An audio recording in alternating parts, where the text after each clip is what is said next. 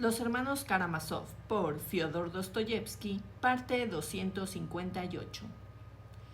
Telegrafió a su hermana y a su tía, contando con que Iván Fyodorovich iría a verlas nada más llegar a Moscú, pero no fue a visitarlas hasta el cuarto día, aunque eso sí, fue leer el telegrama y regresar aquí a toda prisa.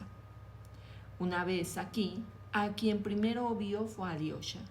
Si bien, después de hablar con él, se quedó muy sorprendido al ver que se negaba incluso a sospechar de Mitya y apuntaba directamente a Smerdyakov como asesino, en abierta oposición a todas las demás opiniones que había en nuestra ciudad. Más tarde, después de haber hablado con el Ispravin y con el fiscal, y de haber conocido los detalles de la acusación y de la detención, se sorprendió aún más de Alyosha y atribuyó su opinión únicamente a un sentimiento fraternal exacerbado hasta el extremo y a su compasión por Mitya, a quien, como bien sabía Iván, tanto quería Alyosha. Recordemos a este respecto y de una vez por todas solo un par de palabras sobre los sentimientos de Iván por su hermano Dmitri Fyodorovich. Decididamente no lo apreciaba, y lo más que llegó a sentir por él fue una ocasional compasión, mezclada así todo con un profundo desprecio que rayaba en la repugnancia. Todo en Mitya, empezando por su físico, le resultaba extremadamente antipático. Iván miraba con indignación el amor que Katerina Ivanovna sentía por él. No obstante, el mismo día de su llegada, también había ido a ver a Mitya a la cárcel. Y esa entrevista no solo no había debilitado su convicción de que su hermano era culpable, sino que incluso la había reafirmado.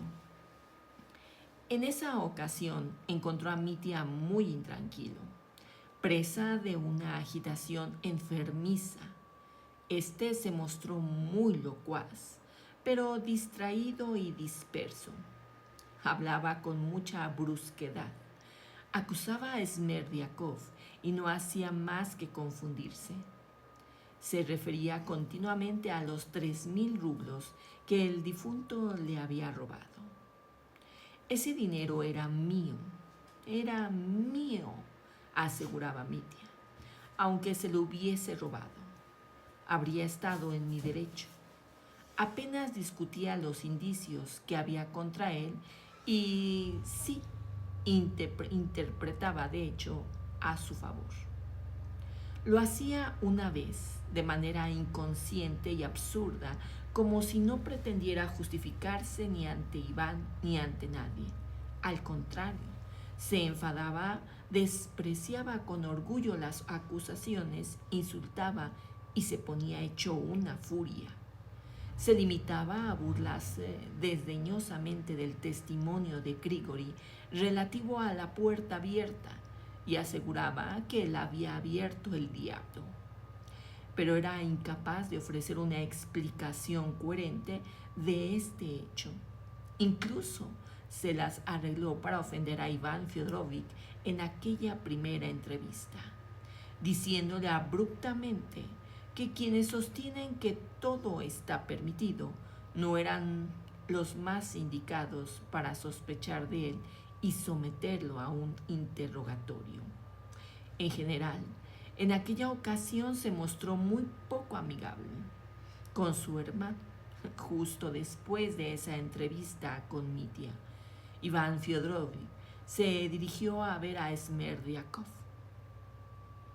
Ya en el vagón del tren, volviendo precipitadamente de Moscú, no había dejado de pensar en Smerdyakov y en la última conversación que había tenido con él la víspera de su partida.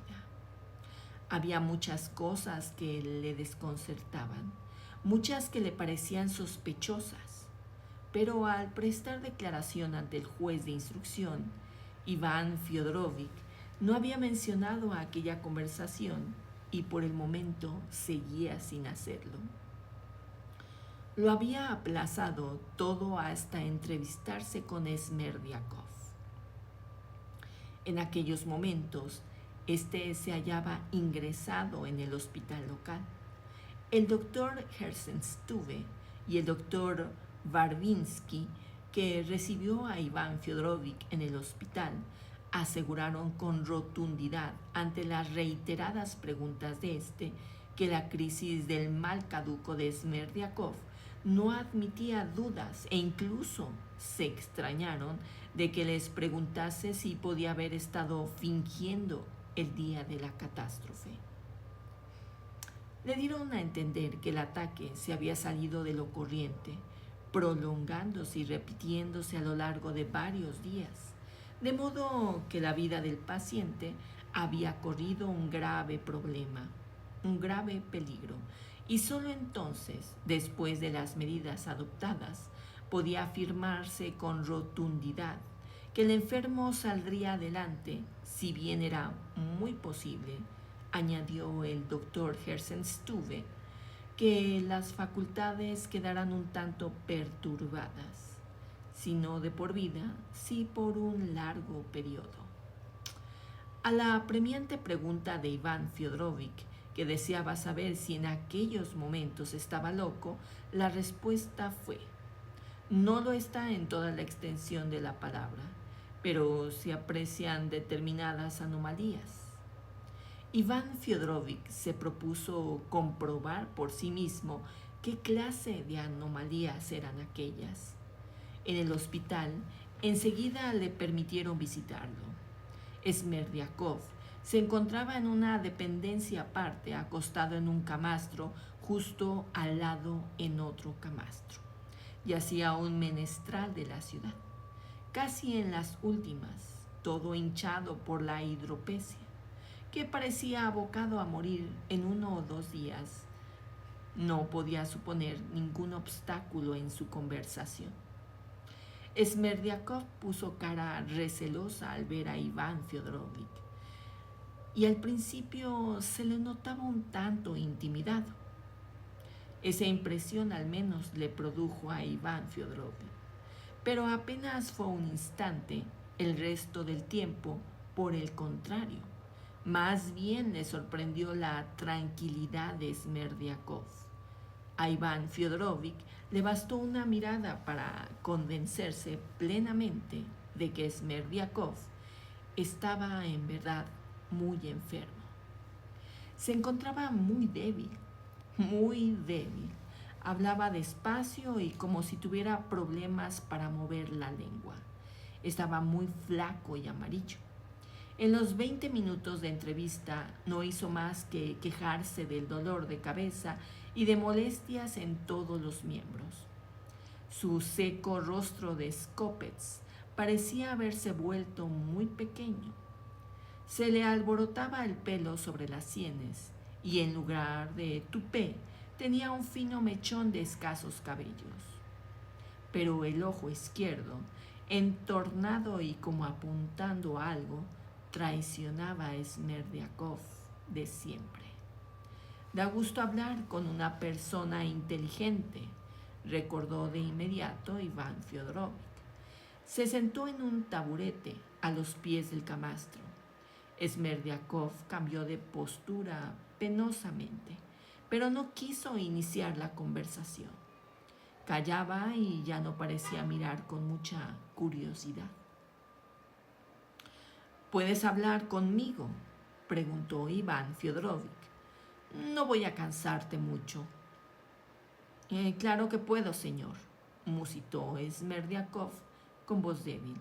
¿Hace mucho que ha llegado, señor?, añadió condescendiente, como tratando de animar al visitante turbado. Hoy mismo. Vengo a ver si me aclaro con el lío que habéis montado aquí.